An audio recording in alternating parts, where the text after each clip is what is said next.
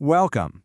This explainer is your secret weapon for absolutely mastering a key part of your AQA environmental science course, the sustainable management of water.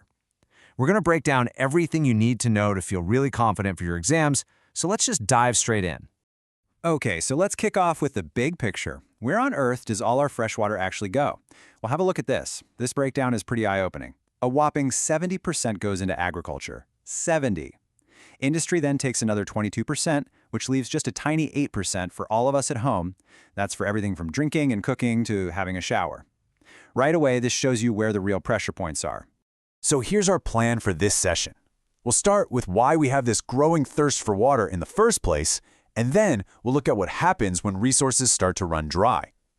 After that, we'll get into the exciting bit, the solutions. And, crucially for your A-levels, we'll look at how to properly evaluate them before we wrap everything up. Right then, Section 1, our growing thirst. Let's dig into exactly why our global demand for fresh water just seems to keep on climbing.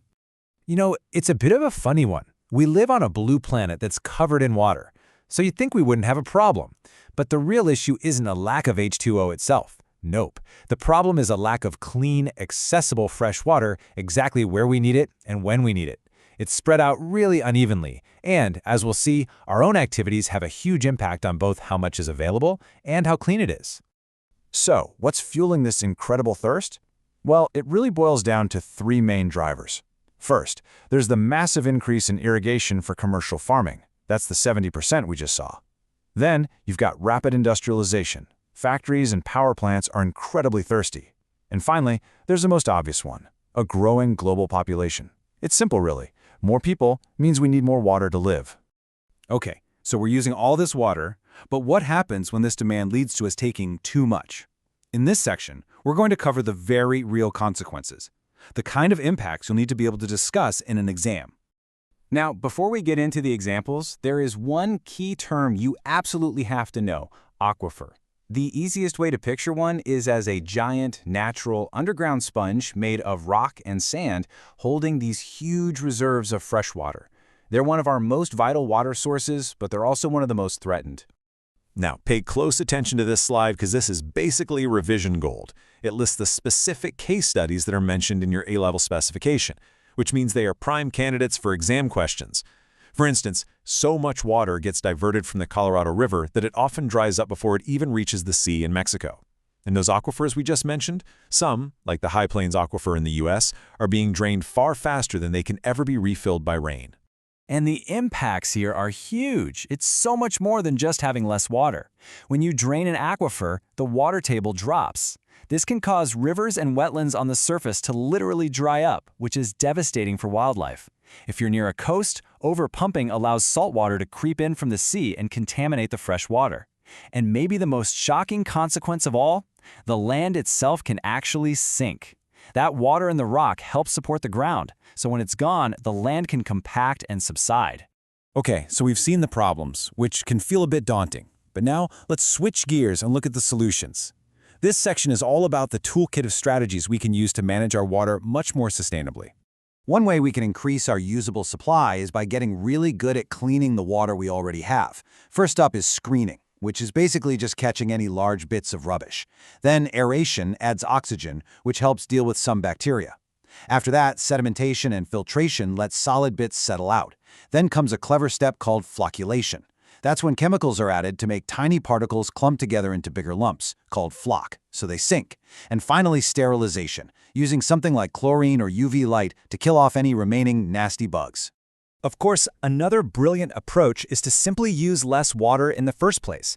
This covers everything from simple changes at home, like using water-efficient appliances, to really smart tech in agriculture, like drip irrigation, which puts water right at the roots of plants so almost none is wasted. And a huge one is just fixing leaky pipes. You would not believe how much water is lost through old, leaky infrastructure.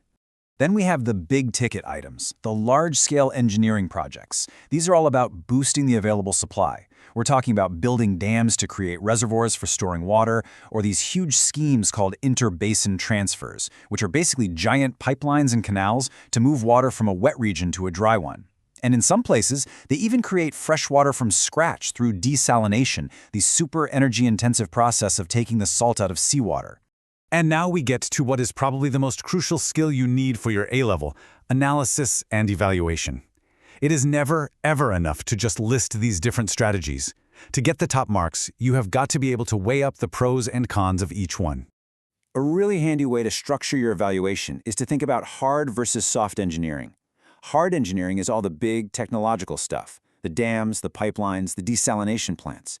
Soft engineering, on the other hand, is about working with natural processes. So things like planting forests and catchment areas to regulate river flow are focusing on water conservation. And this brings us to the most important point of all. There is no perfect solution. Every single one of these strategies comes with significant trade-offs. You can see it right here. Desalination creates a totally reliable water supply, but it's incredibly expensive and uses a mind-boggling amount of energy. Building a huge reservoir can store water and even generate electricity, but it means flooding vast areas of land, destroying ecosystems, and sometimes displacing whole communities. For your exams, you must always look at both sides of the argument. Right. Let's pull all this together in our final section and really focus on the key idea you need to take away from all this when thinking about the challenge of water security. This quote here just gets right to the heart of the issue.